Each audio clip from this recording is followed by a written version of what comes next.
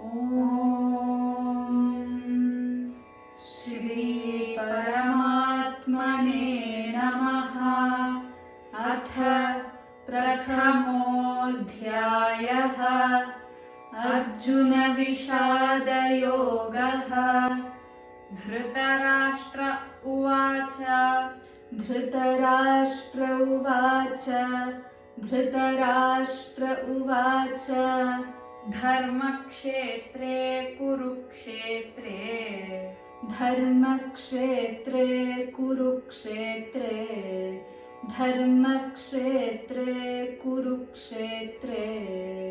समवेतायुयुत्सवः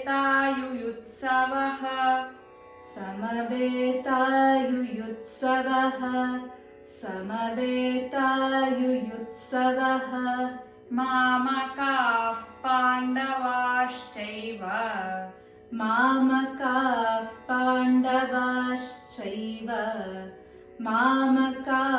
पाण्डवाश्चैव किमकुर्वत सञ्जय।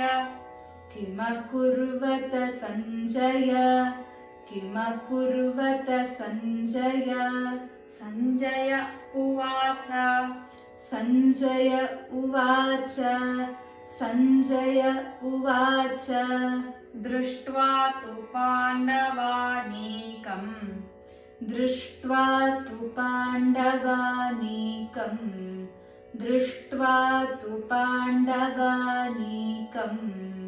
व्यूढं दुर्योधनस्तदा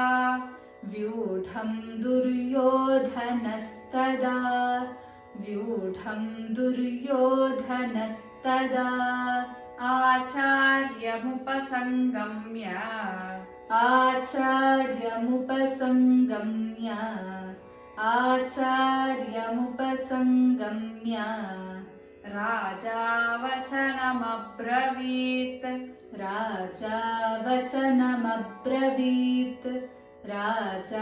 वचनमब्रवीत् पश्यैतां पाण्डुपुत्राणाम्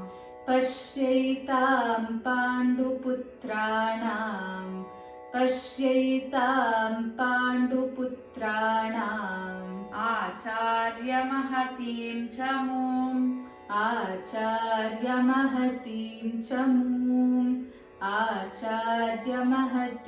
च मूम् व्यूढां द्रुपदपुत्रेण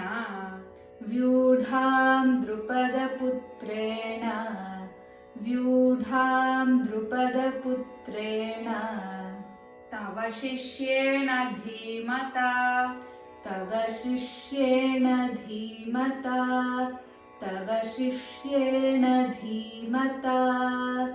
अत्र शूरा महेश्वासाः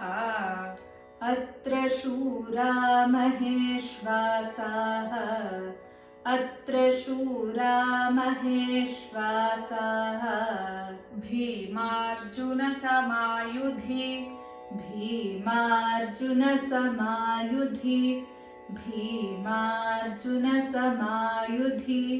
युयुधानो विराटश्च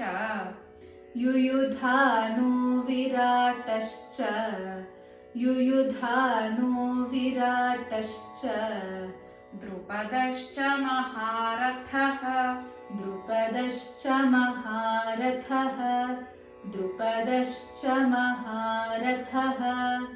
धृष्टकेतुश्चेकितानः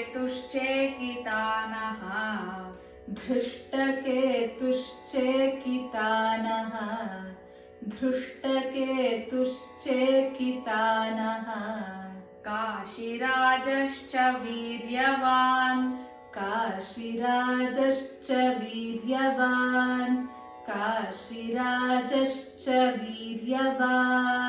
पुरुजित् कुन्तिभोजश्च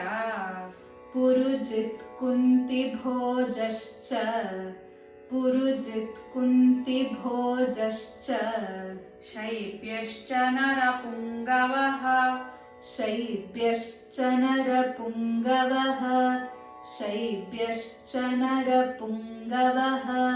युधामन्युश्च विक्रान्तः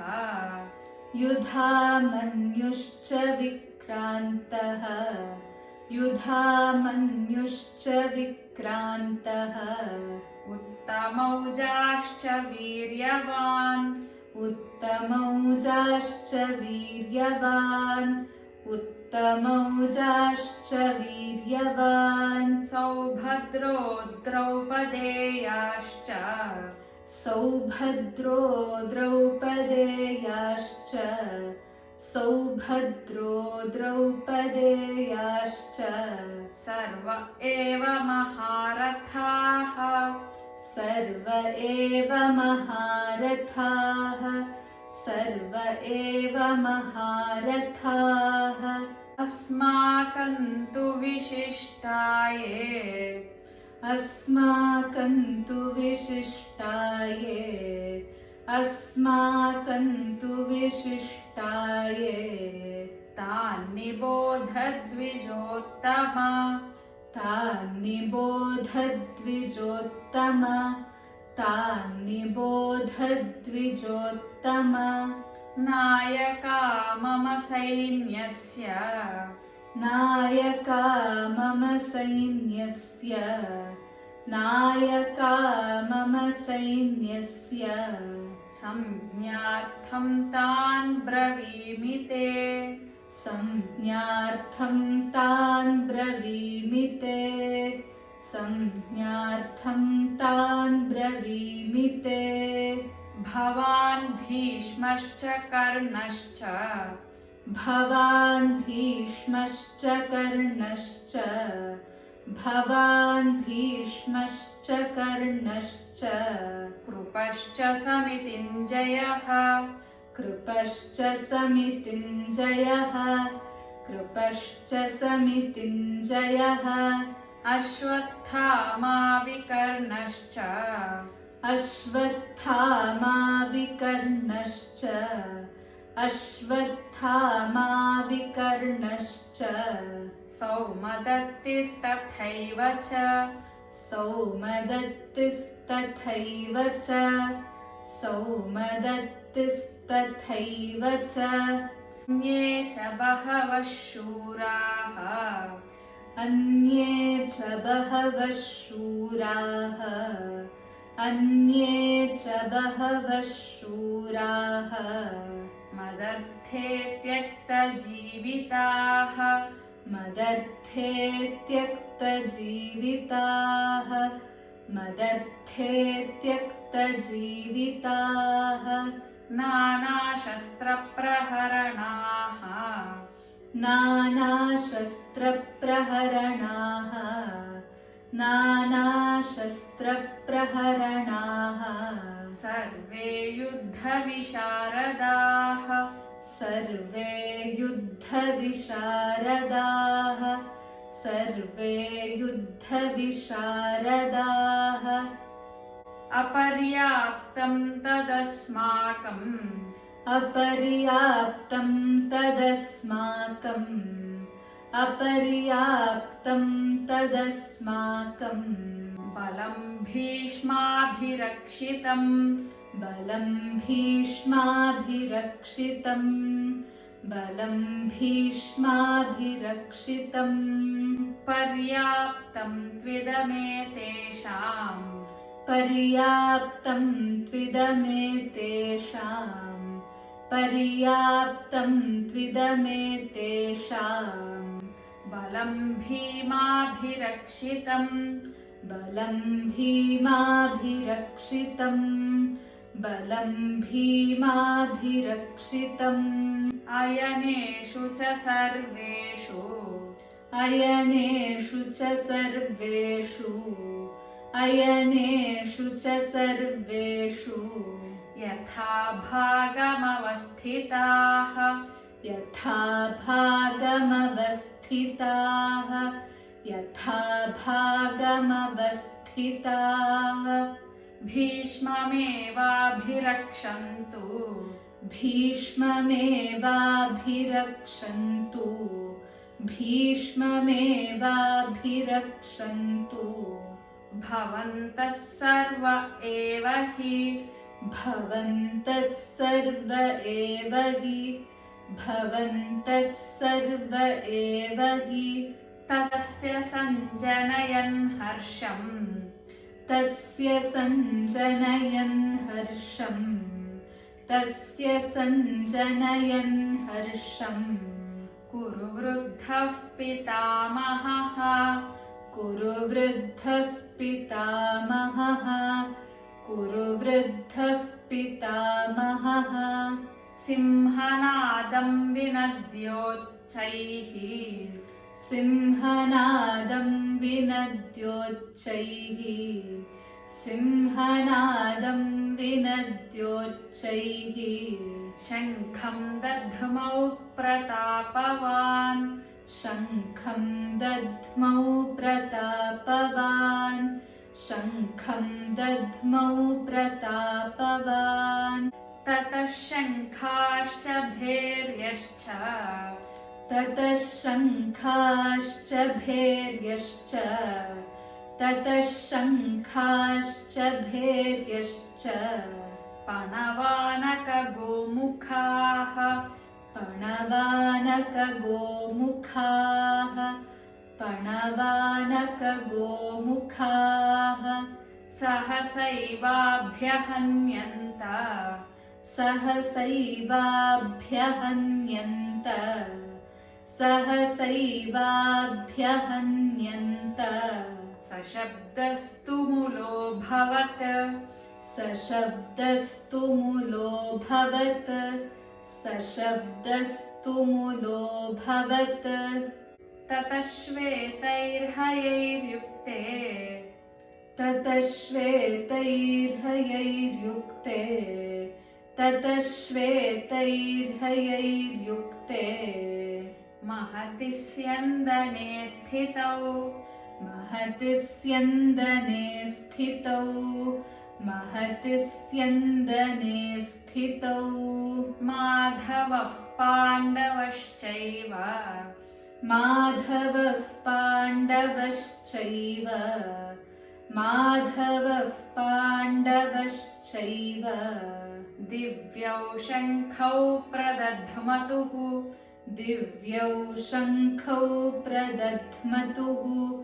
दिव्यौ शङ्खौ प्रदध्मतुः पाञ्चजन्यं हृषीकेशः पाञ्चजन्यं हृषीकेशः पाञ्चजन्यं हृषीकेशः देवदत्तं धनञ्जयः देवदत्तं धनञ्जयः देवदत्तं धनञ्जयः पौण्ड्रं दध्मौ महाशङ्खम् पौण्ड्रं दध्मौ महाशङ्खम् पौण्ड्रं दध्मौ महाशङ्खम् भीमकर्मावृकोधरः भीमकर्मावृकोदरः भीमकर्मावृकोदरः अनन्तविजयं राजा अनन्तविजयं राजा अनन्तविजयं राजा कुन्तीपुत्रो युधिष्ठिरः कुन्तीपुत्रो युधिष्ठिरः कुन्तीपुत्रो युधिष्ठिरः नकुलः सहदेवश्च नकुलः सहदेवश्च नकुलः सहदेवश्च सुघोषमणिपुष्पकौ सुघोषमणिपुष्पकौ सुघोषमणिपुष्पकौ काश्यश्च परमेश्वासः काश्यश्च परमेश्वासः काश्यश्च परमेश्वासः शिखण्डी च महारथः शिखण्डी च महारथः शिखण्डी च महारथः धृष्टद्युम्नो विराटश्च धृष्टद्युम्नो विराटश्च धृष्टद्युम्नो विराटश्च सात्यकिश्चापराजितः सात्यकिश्चापराजितः सात्यकिश्चापराजितः द्रुपदो द्रौपदेयाश्च द्रुपदो द्रौपदेयाश्च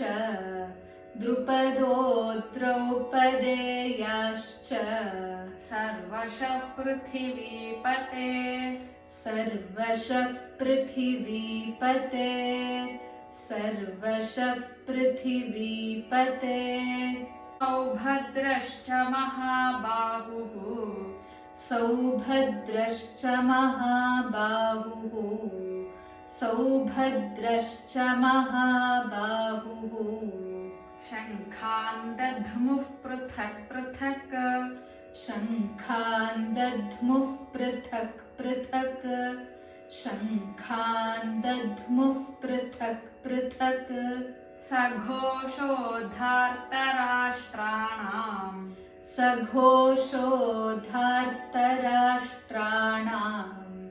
सघोषोद्धार्तराष्ट्राणाम् हृदयानि व्यदारयत् हृदयानि व्यदारयत् हृदयानि व्यदारयत् नभश्च पृथिवीं चैव नभश्च पृथिवीं चैव नभश्च पृथिवीं चैव तुमुलो व्यनुनादयन् तुमुलो व्यनुनादयन् तुमुलो व्यनुनादयन् अथ व्यवस्थितान् दृष्ट्वा अथ व्यवस्थितान् दृष्ट्वा अथ व्यवस्थितान् दृष्ट्वा धार्तराष्ट्रान् कपिध्वजः धार्तराष्ट्रान् कपिध्वजः धार्तराष्ट्रान् कपिध्वजः प्रवृत्ते शस्त्रसम्पाते प्रवृत्ते शस्त्रसम्पाते प्रवृत्ते शस्त्रसम्पाते धनुरुद्यम्य पाण्डवः धनुरुद्यम्य पाण्डवः धनुरुद्यम्य पाण्डवः हृषीकेशं तदा वाक्यम् हृषीकेशं तदा वाक्यम् हृषीकेशं तदा वाक्यम् इदमाह महीपते इदमाह महीपते इदमाह महीपते अर्जुन उवाच अर्जुन उवाच अर्जुन उवाच सेनयोरुभयोर्मध्ये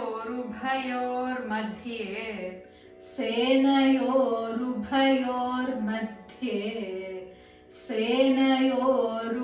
सेनयोरुभयोर्मध्ये रथं स्थापयमेच्युत रथं स्थापयमेच्युत रथं स्थापयमेच्युत यावदेतान्निरीक्षेऽहम् यावदेतान्निरीक्षेऽहम् यावदेतान्निरीक्षेऽहम् योद्धुकामानवस्थितान् योद्धुकामानवस्थितान् योद्धुकामानवस्थितान् कैर्मया सह योद्धव्यम् कैर्मया सह योद्धव्यम् कैर्मया सह योद्धव्यम् अस्मिन् रणसमुद्यमे अस्मिन् रणसमुद्यमे अस्मिन् रणसमुद्यमे योत्स्यमानानवेक्षेऽहम्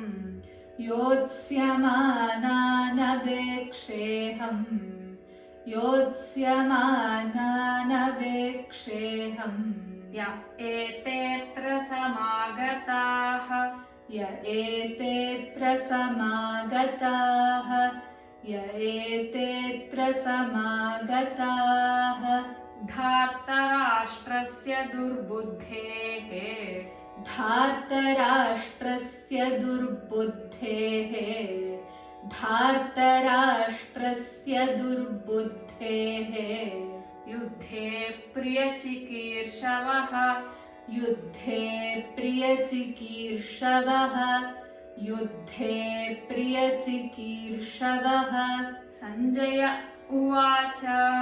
सञ्जय उवाच सञ्जय उवाच एवमुक्तो हृषीकेशः एवमुक्तो हृषीकेशः एवमुक्तो हृषीकेशः गुडाकेशेन भारत गुडाकेशेन भारत गुडाकेशेन भारत सेनयोरुभयोर्मध्ये सेनयोरुभयोर्मध्ये सेनयोरुभयोर्मध्ये स्थापयित्वा रथोत्तमम् स्थापयित्वा रथोत्तमम्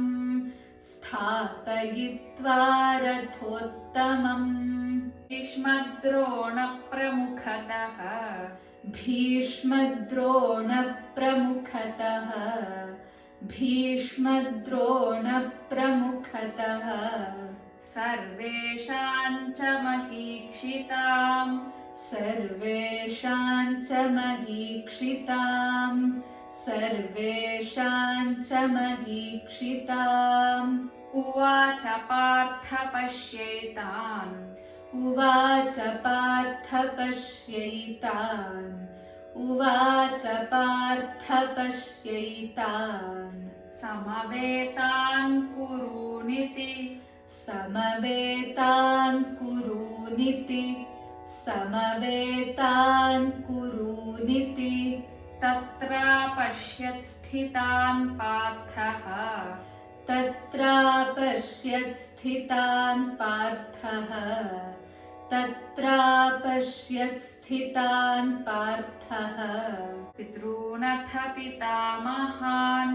पितॄनथ पितामहान् पितॄनथ पितामहान् आचार्यान् मातुलान् भ्रातॄन् आचार्यान् मातुलान् भ्रातॄन् आचार्यान् मातुलान् भ्रातॄन् पुत्रान् पौत्रान् सखींस्तथा पुत्रान् पौत्रान् सखींस्तथा पुत्रान् पौत्रान् सखींस्तथा श्वशुरान् सुहृदश्चैव श्वशुरान् सुहृदश्चैव श्वशुरान् सुहृदश्चैव सेनयोरुभयोरपि